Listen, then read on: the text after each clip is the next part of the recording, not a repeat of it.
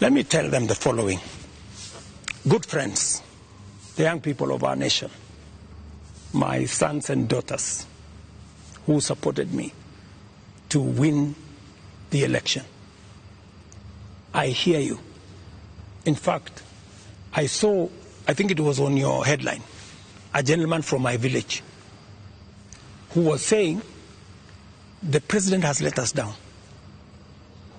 Many children in this village are not getting jobs locally.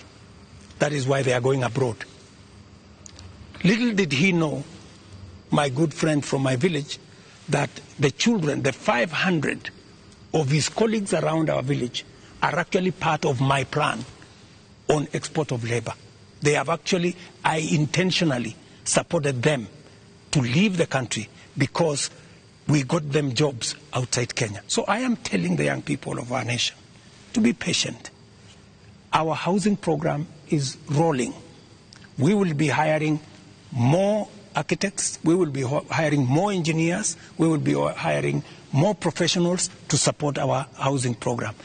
In the next 2 years, we will have 300, maybe 1,000 people working in that space. Be patient. We are sorting out the challenges that are facing our digital space. We are rolling out our digital space. Young guys, by the end of next year, God willing, we will have a digital hub in every ward in Kenya because we have already started that process. Every TVET in Kenya today has an ICT hub with young people monetizing their talent. I want to tell them we are full speed into manufacturing.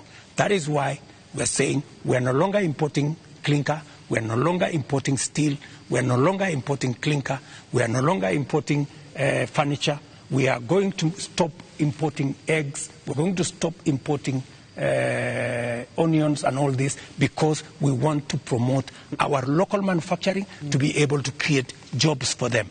We are no longer going to be importing diapers or sanitary pads from other countries. They are going to be manufactured here. Mr. President, I have worked with the industries to make sure that we create opportunities for these young people. We are going to work with them to deal with the challenge of corruption. We're going to work with them to cut down on government largesse. I am going to make sure that we have a lean government that responds to the reality of where we are as a country. That is what I am telling my good young people. The young people. There's another group of young people